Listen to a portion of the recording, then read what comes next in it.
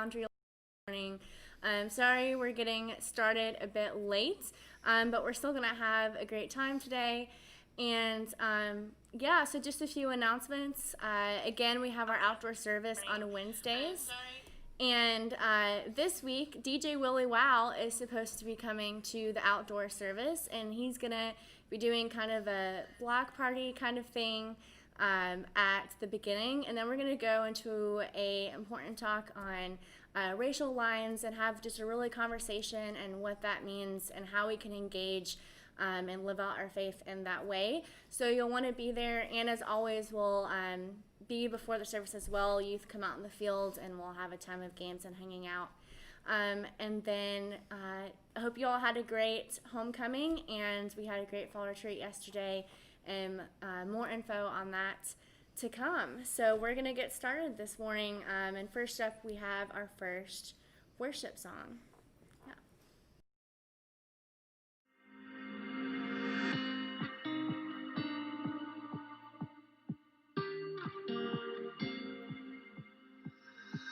Could you be the God who split the sea? Calls the lame to walk and the blind to see. Calms the tide, water to wine. We still believe, and we still believe. You're the God of miracles. You make all things new. Only heaven power can bring the dead to life. We still believe you are the God of miracles.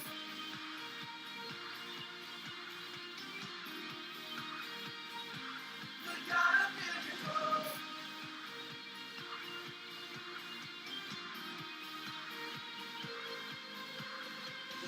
You're still the God who sets the captive free. You break the chains and make the demons flee. Yesterday, today, and eternally. You're the God of miracles. You make all things new. Only heaven power can bring the dead to life. We still believe you are the God of miracles.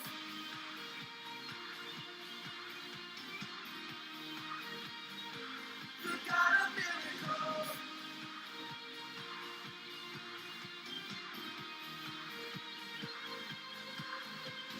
Blessing and honor, glory and power, now and forever. God of miracles, blessing and honor, glory and power, now and forever. God of miracles, blessing and honor, glory and power, now and forever. God of miracles, blessing and honor, glory and power, now and forever. You're the God of miracles. You make all things new. Only hidden power can bring the dead to life. We still believe you are the mighty God of miracles. You make all things new. Only hidden power can bring the dead to life. We still believe you are the God of miracles. Singing on glory and power, now and forever. God of miracles, blessing and honor, glory and power, now and forever. The God of miracles.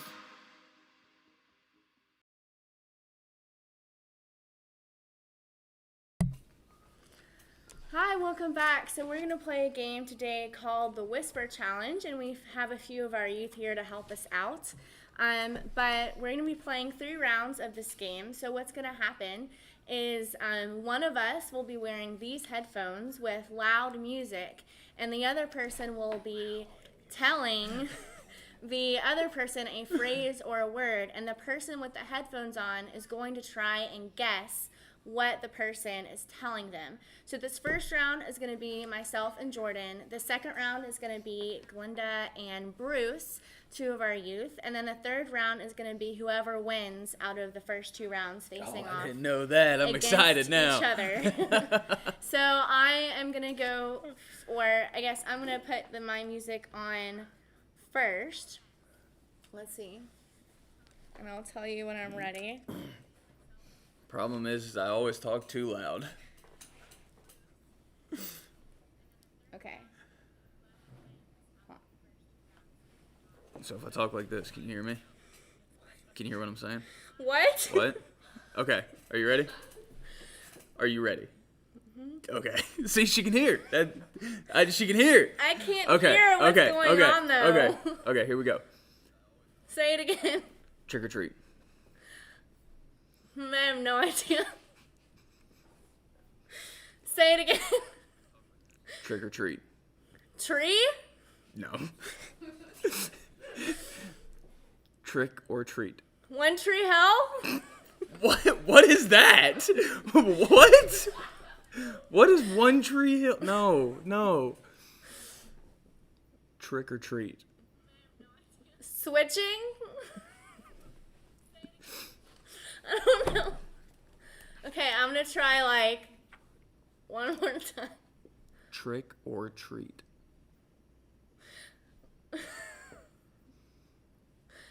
I have no idea. It's so easy. So the moral of the story is that I cannot read when people are saying things. It was trick or treat.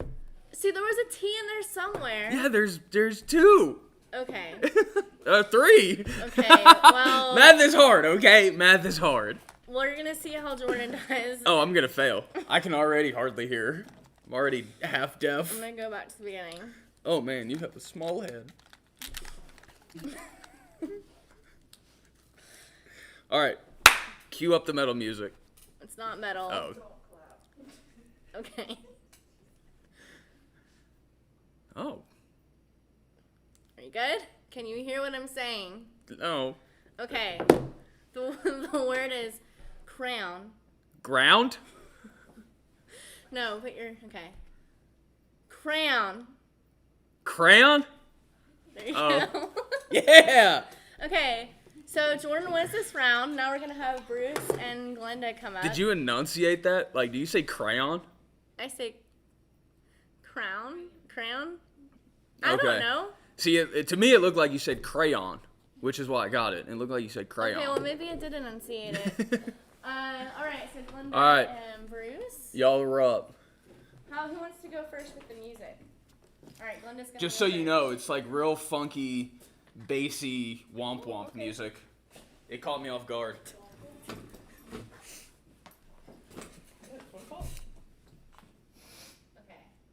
You guys ready?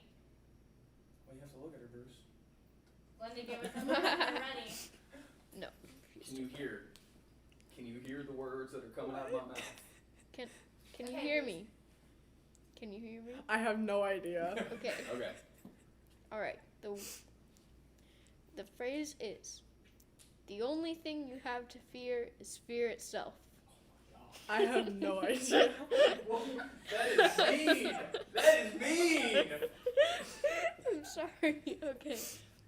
The only thing you have to fear is fear itself. I don't know. Okay, you know what? I'll just make it short. Fear. I cannot hear anything. I have no idea. Fear. Try it one more time. Fear. All right, we're going to call that. Bruce, do you want to tell Glenda what first the phrase and then the word was? Okay, well, first, the phrase was, the only thing you have to fear is fear itself. And I'm sorry, it was very mean. And then I just shortened it to fear. All right, now it's Bruce's turn. Oh gosh. Give us a thumbs up when you're ready, when you can't hear anything, okay?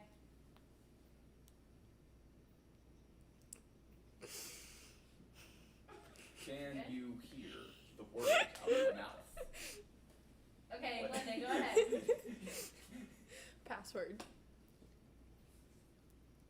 Say it again. Password. Backpack. Password.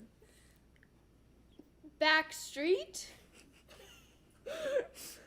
Password.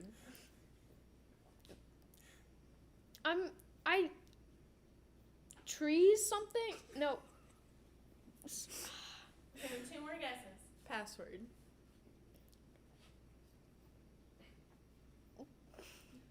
Password. Oh. Oh wait, I accidentally stopped these.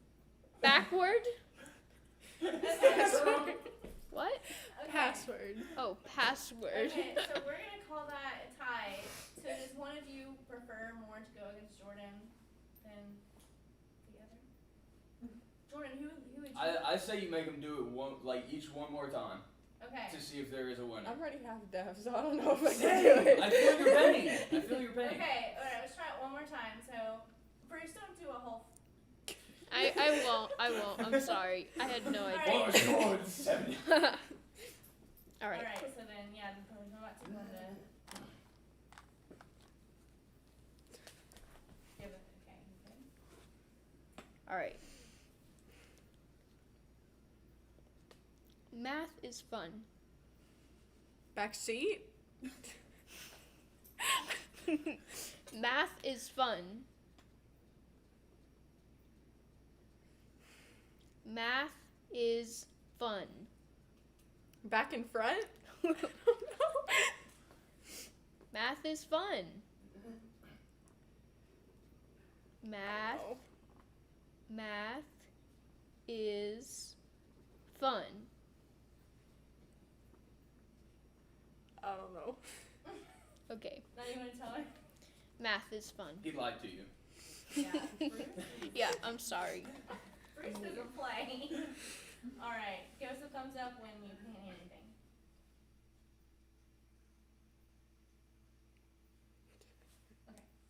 Okay. Caution. Cars. Caution. Say it again. Caution.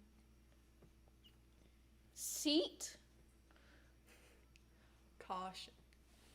Hot dog. Caution. Say it again. Caution. Awesome.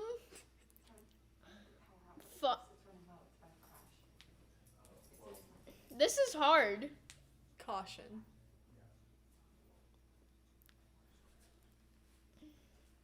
Alright, we're gonna call it. Alright, we're gonna say that, hold on. We're gonna say that Bruce is our winner because he did such elaborate phrases and guessing. Glenna, you did so awesome. I don't think I couldn't have got the 2 phrases that Bruce did. Yeah. You did awesome. Sorry. So let's do Jordan and Bruce in a final round. Wait, what was yours? Caution. Caution. Yeah. Okay. Alright, are you, just thumbs up when you're ready. I don't know what words to use.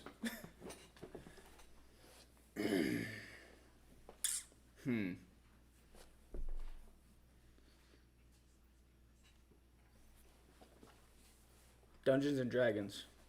Dungeons and Dragons. Oh man, that was too easy. You could hear me, couldn't you? Dang. I knew I should have said that one. Alright.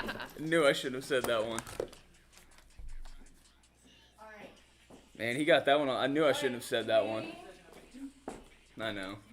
We're gonna go ahead to the talk in just a minute. Thank you all for playing. Bruce, you did awesome. Thank you. And so we're sorry. now gonna go to our talk, which is being given by Jordan on masks, and we'll be back. All right, guys, welcome back. We're still continuing in our series about masks. The audio's a little off. Sorry about that. Did the best I could do. But we're coming up on probably my favorite holiday of the year next week, and that's Halloween. It has become my favorite holiday because to me, it is the most honest holiday of the year. Why do I say that? Because for one day out of the year, people dress up and they get to feel like themselves probably for the only time out of the year. You see, 364 days out of the year, not including Halloween, we tend to wear our masks on the inside. And for that one day, for most of us, we finally get to wear that mask on the outside.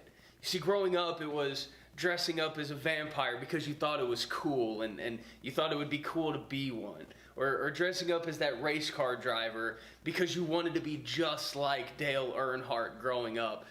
Going around the track, winning, standing up on the podium.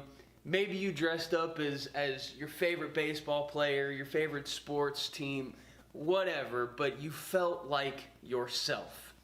For others, like myself, that usually came 2 times a year. The second time was earlier in the year, being Dragon Con. We would dress up and really get to be ourselves for an entire weekend without judgment, without people looking at us like we're weird, and we were just able to be ourselves. But for most of us, that one day out of the year is Halloween. And like I said, it's just that way because for 364 other days out of the year, we tend to wear those masks on the inside. We tend to internalize those masks. So today we're going to be talking from Luke chapter 12. At this point, Jesus had just had a lot of interactions with the Pharisees. And if you don't know, the Pharisees are these super religious people, and they tended to have these garments that would express just how spiritual they were.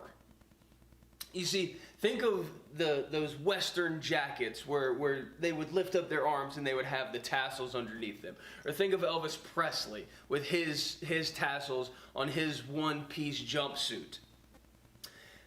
They would technically have a tassel for each law within the Old Testament. For most of you, you would say, oh, so they had 10 tassels. Maybe 5 on each side, but no, it's not that literal. It's more of they would have one for any possible law. You see, donate shellfish, I need a tassel for that. That was their thinking. To them, that was just a way for them to express how religious they were.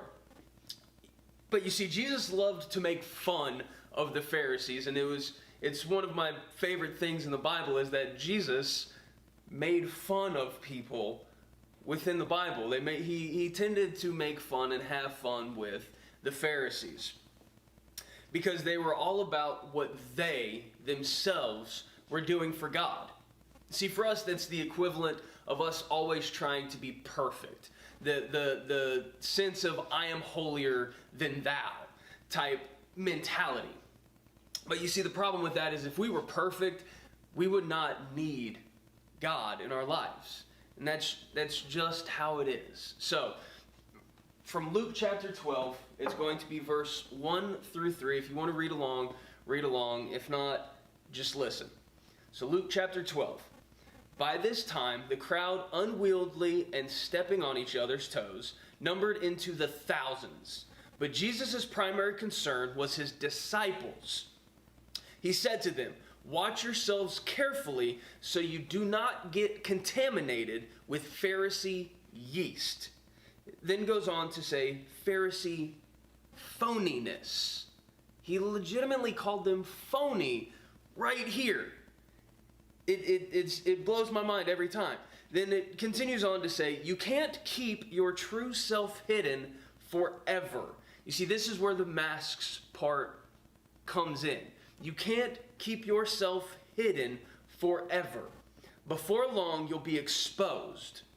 You can't hide behind a religious mask forever. Yes, I understand I am reading from the Message version of this, but it is probably my favorite version of this because it legitimately states that you cannot hide behind your religious masks forever. Sooner or later, the mask will slip and your true face will be shown. You can't whisper one thing in private and preach the opposite in public. The day's coming when those whispers will be repeated all over town. You see, within this, it states that we cannot hide behind a religious mask forever.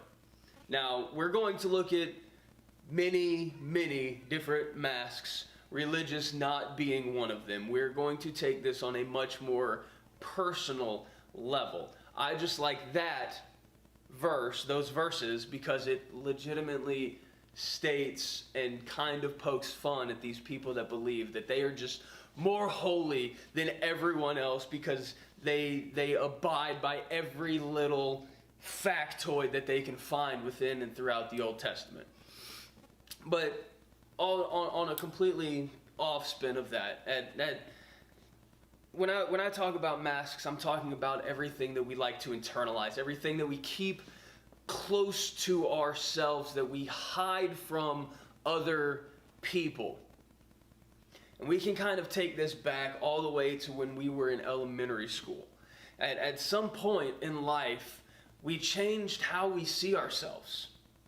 You see, it used to be measured on the playground of how we would see ourselves. It would always be measured on the playground during recess, or if you had an after-school program, it would always be during the after-school program. You see, we started to see ourselves back then of how high we can climb up a pole, how high we can swing on that swing set, how far we can jump off of that swing once we got to the highest point, how far we can make it on the monkey bars. And our worth would almost be measured by those things. It was always if we could outdo our friend, how far we could kick a kickball, how fast we could run from one side of the playground to the other.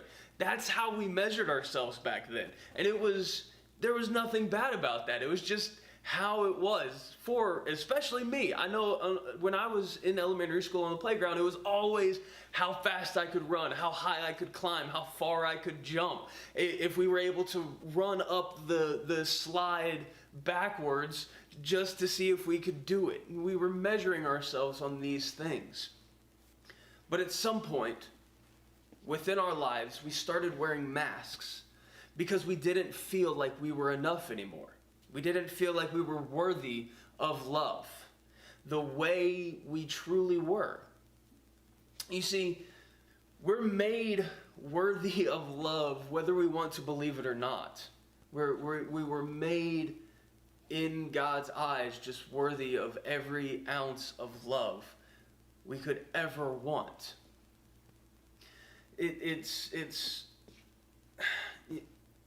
You see, we're made worthy just the way that God made you to be. You're a work of art, but you are a work of art when you are unmasked, when you are completely unmasked in who you are truly meant to be. And one of my favorite spoken word poems kind of puts this in my eyes an incredibly perfect way. You see, it says that you are created by a creator who cared to carefully craft you into creation the only way he can contrive. Right? It's always been about this way we try to hide ourselves. And I kind of have some props here that I can prove this to you, so give me 1 second here.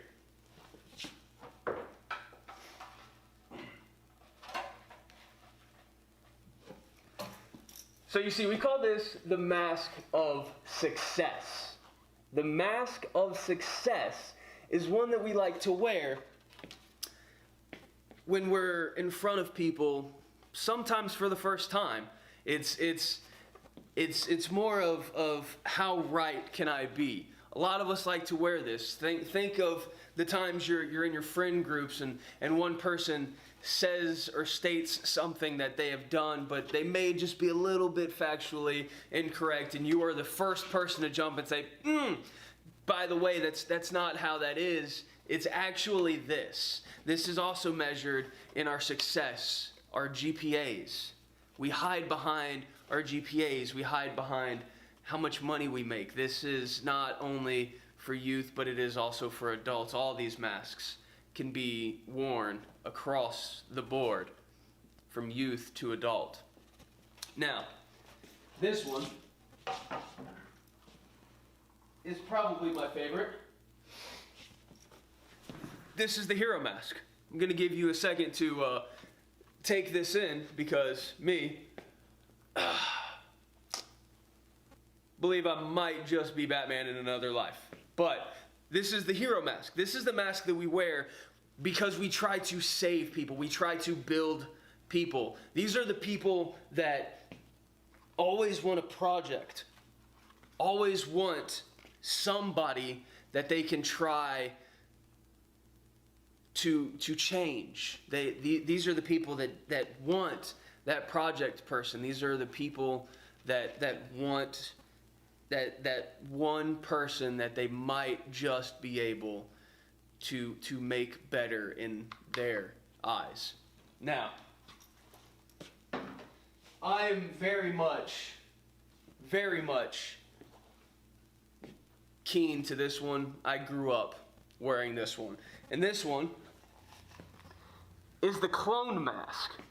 This is the one that we wear because we want to look like everyone else. We want to act like everyone else. You see, for me, growing up, believe it or not, I was a goth kid. I wore all black, always had the band shirts on, wore the trip pants. If you don't know what trip pants are, Google it. They're terrible. Let's just be honest, they're terrible. But then for some reason, starting in 8th grade, I decided that I wanted to try to be like everyone else. And I wanted to be a clone of these people that I started to see were popular. And these popular kids, what they would wear were the Abercrombie and Fitch shirts, the Hollister shirts, the Aeropostale shirts. They would wear fitted jeans and at that time, even though I know that they're probably not cool anymore, the cargo shorts, the Converse and the Vans, and it was a whole look back then. And I wanted to hop on the bandwagon. I was kind of tired of being the outcast of everyone. Even though I had my friends within my group, I was tired of only having the few friends that I had, and I wanted to try to become one of these popular kids. So the summer before 8th grade, I asked my mom if we could go and go clothes shopping, and of course we went to the mall, and the first store that she tried to go into was Hot Topic.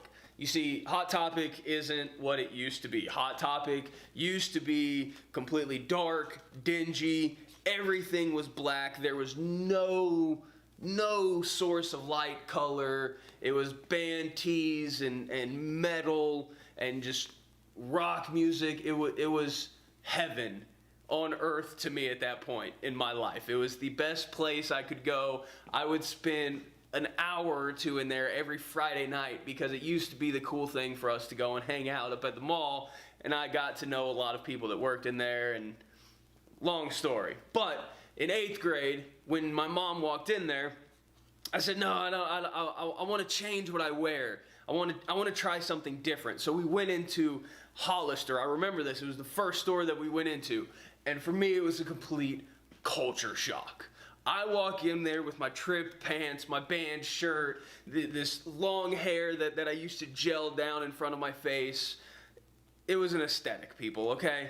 And I walked in there and everyone looked sideways at me. They thought I was insane. They thought I had just turned into the wrong store because Hot Topic was 3 stores down. And I started rummaging through the shirts, and I couldn't believe that I was about to buy bright yellowed shirts and white shirts and these bright blue shirts and these blue jeans with rips in them. But I did, because I had that desire to fit in with this clone mask. And I wore that up until my sophomore year of high school, until I finally told myself that I was tired of trying to fit in. I was tired of trying to be a clone of what I thought was popular, what I thought was cool. So then I kind of found my own self of just plain t-shirts, black or tan jeans, always in some type of work boot. But back then it was heeled cowboy boots, and it took me years to finally break this mold. And don't think that this is only a middle school or high school thing, because as adults are probably the worst at this. It's just that the price tag increases exponentially. It goes from what you wear and how you dress and things you say to, I need a bigger boat, I need a better car, I need a more expensive car, I need a bigger house. You see, this is a very hard one to grow out of. I still fight with this one on a daily basis when it comes to materialistic things, but also don't think that it's just materialistic, right? This can also be just trying to fit in the fold of people that have a belief that others are following, that a mass of people are following. But this can also be the Priuses, the hybrids, the electric cars. How small can I get my carbon footprint? This does not have one alleyway, one road to it. It has many. And we all at some point tend to fall under this one. Now, I wear this one a lot. And this one is the everything is okay mask. The everything is okay mask is the one that we wear when people walk up to us and say, hey, how's it going? How's your day going? And we're just like, oh yeah, it's good. It's been a good day, when we know deep down inside it hasn't been. We're just too afraid to come out and say, you know, it's actually been a pretty bad day. We're afraid to let that wall down and let people in, so we put this mask on. We put the everything is okay mask on. Have you ever walked in, and this is my favorite thing ever. You walk into a church and you get in front of someone and you say, oh, hey, how's it going? And they're like, oh, blessed, highly favored of the Lord. What? There was one person, Mary, that was highly favored of the Lord. What does that even mean? Okay? If someone is asking you if everything is okay, we put this mask on so much because we're afraid to say, you know what? It's just been bad lately. And lately, welcome to 2020, it has been bad. And so many of us are afraid to just take this mask off and let our chips lie where they may. We're afraid to open up and say, you know, I've actually been struggling a lot with things that have been happening. I am in a bad state right now, but you know, God is good. Yes, God is good, and He will get me through this, but everything is not okay. There's some trials and tribulations that I'm going through. And we need to not be afraid to just take this mask off every once in a while. But so many of us, and I included, wear this on a daily basis. We fake a smile to just get through the day. And it is the worst feeling ever, and not a lot of people will ever admit that. But this everything okay mask makes everything not okay. Even though it might be able to be at some point, we're masking ourselves off from what it could possibly be because we're too afraid to take this one off.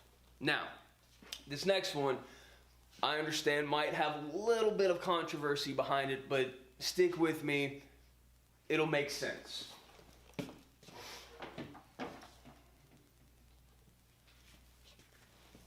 This one, we're going to call the sex appeal mask. Now, bear with me. I know some of you might want to click off just because of that one word, but bear with me. Now, before I do this, how do you girls take pictures now? Like you put that hip way out there. You try to like out hip each other who can get their hip out there the furthest. I'm not passing judgment, but it's just kind of what you see now.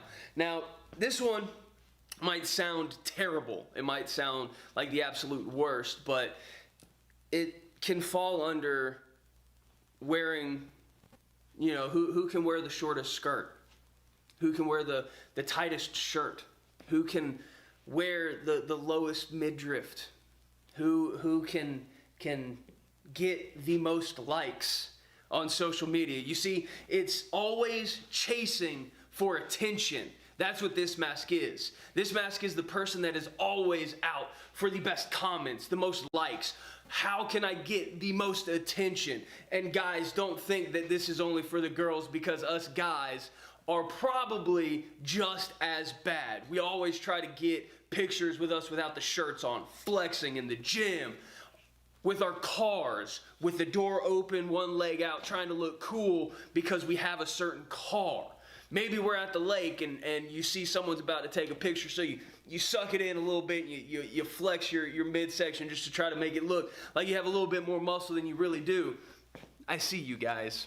That you gotta stop, all right? This isn't just for the women out there, guys. This can be us too. Men do this all the same.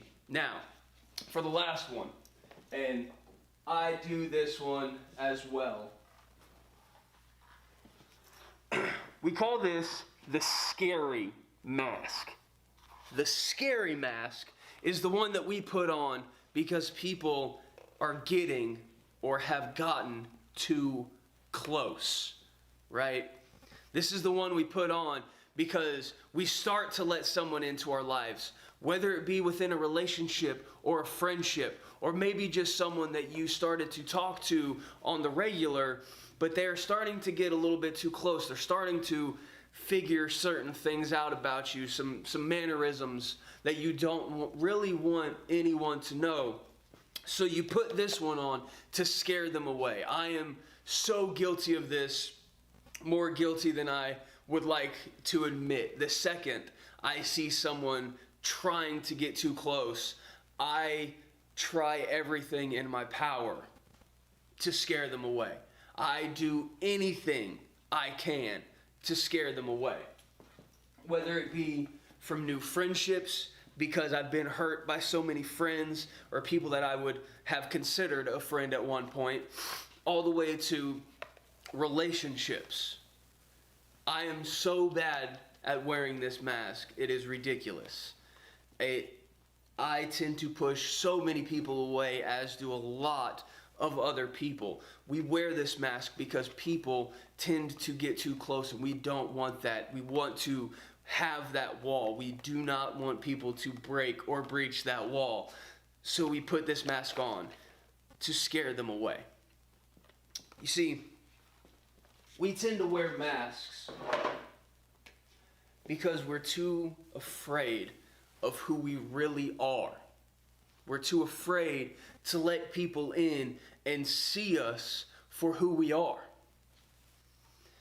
We're afraid that people are going to pass too much judgment because our scars might be different from theirs. Now, I know better than a lot of people because my scars are very much different from others. But as you see, I don't wear just one of these masks. I have a closet full, as does everyone. And if you say that you don't wear a single mask, you are living in denial, because I can guarantee you that you do. And that's okay, because everyone at some point wears a mask. Everyone. I have a closet full that I have to put on every day, right? I have a closet full of masks, as do others, because we are afraid for people to see who we really are. I am learning every single day, especially right here in this church, that it is okay to come unmasked. It is okay to show people who you really are. People in this church specifically, right here in Georgia, has shown me that it is okay to just come as you are, come without a mask on, because people are going to love you more when you do not wear that mask. And that brings me to one of my 4 points. 4 points, we're done, we're out of here. I know I've probably taken much longer than needed. Bear with me, I promise we're almost done. Point 1, people can't love you if they don't know you. Now, I'm not talking about the masked you. I'm talking about the unmasked you. The you that comes to them with nothing to hide. You see, if you come to someone with a mask on, they're going to love you only with that mask on, because we're afraid to let people in. It is a human tendency. But go to people unmasked. I beg you, because that is the only way that people can truly love you for who you truly are, for who God intended you to be, right? Second one, what you wear to obtain, you must wear to retain, right? The old adage is fake it till you make it, right? Everyone's heard that. Fake it till you make it. That's not how it is in the real world. It's fake it until you get it, and then you're going to have to keep faking it. Because if you obtain something with a mask on, you're going to continue to have to put that mask on every time you do that thing. If you wear a mask to a job interview, guess what? You're going to have to wear that mask every day at that job. If you wear a mask the first day you meet someone and become someone's new acquaintance and y'all become friends, you're going to continue to have to wear that mask because that's how they're used to seeing you. You see, all these masks, it gets confusing to try to remember which one you're supposed to put on which day, which mask you're supposed to wear in front of which person, because if they see you in your clone state, they might not like you in your hero state, right? So you have to try to remember which one you put on, and that is exhausting. There is nothing more exhausting than trying to figure out who you're supposed to be for other people. Point 3, we can't heal what you conceal, right? So the people in your life, this is what I mean. The people in your life are supposed to be a mechanism for healing, right? And I understand if that turns you away and now you're saying, oh, well, I get my healing from God. God, I understand that, right? But here's a point for you. See, God wants to forgive you and cleanse you. But God expects healing to be done by his people. You don't believe me? I have 2 verses for you, right quick. The first one, once I pull it up, comes from 1 John 1:19. It says, if we confess our sins, he is faithful and just and will forgive us our sins and purify us from unrighteousness. Now, look at what James says later on. He says, confess your trespasses to one another and pray for one another that you may be healed. The effective, fervent prayer of a righteous man avails much. Right in the God. The camera cut off, so we're going to pick it back up. Right in the gospel, in James, it tells us that we are supposed to pray and heal each other. Crazy concept, I know. I get it. Number 4. God can't use who you wish you were. God can't use us when we are trying to be someone He does not want us to be. God cannot use you when you are someone that you wish you could be. God can only use us when we are being who He wants us to be. And He doesn't want us to wear any of these masks. He wants us to come to Him fully unmasked and ready to receive His grace, the righteousness that He bears to us daily. He wants us to be unmasked and true to who He made us to be. Now, in closing, right, I challenge you to be like David. Now, what do I mean? If you recall, David, before he went to fight Goliath, saw King Saul. And Saul told him, wear my armor. If you're going to fight this giant, wear my armor. So David started to bear Saul's armor. He put on the breastplate and had the weapons and was ready to go to battle.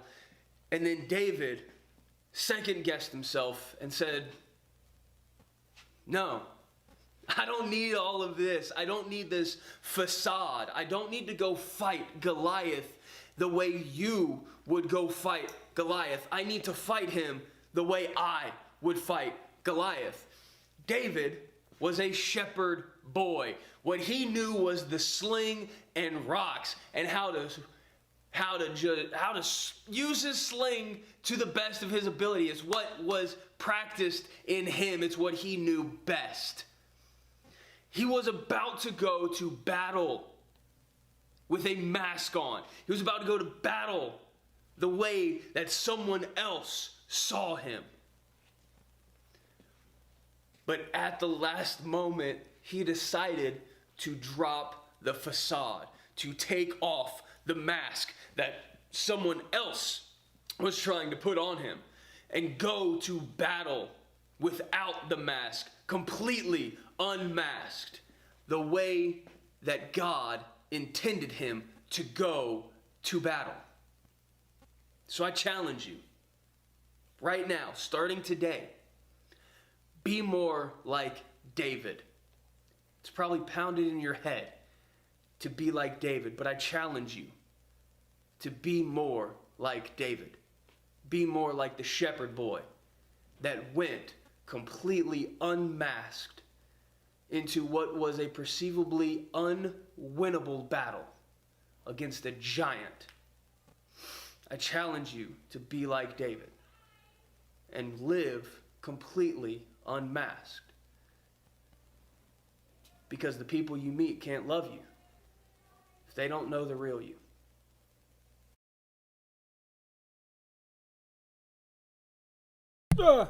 Need to unmute that. Welcome back, guys. I know that was a long talk. Sorry. When I preach, I preach. My bad. Thank you for staying with it, though. I tried to have some fun and let other people wear my masks for a moment, but apparently no one wanted to join in. Hannah's gonna, sport through it and throw it on. I've But never worn a mask before. I appreciate you guys. You've never worn a mask before? No. They're so fun. They make you feel not like yourself. It's awesome. Okay. So thank you guys for tuning in. You guys know what to do. Throw down a like. Throw down a comment if you got some. Subscribe. Do what you do on YouTube. Remember, we are still doing our outdoor services on Wednesday nights. Come, fellowship. Bring the family. Bring the friends. We have a good time out there. We do it a little bit different. It's pretty fun. So go ahead and bring them out. We will, like Hannah said, we will give you some more information on some more things that are going on the beginning of November, I believe it is. But all those details will come to you guys shortly. But yeah, thank you for tuning in. I believe that's all we have for today. So we appreciate you guys. We'll see you next week. Bye. Thanks for joining us.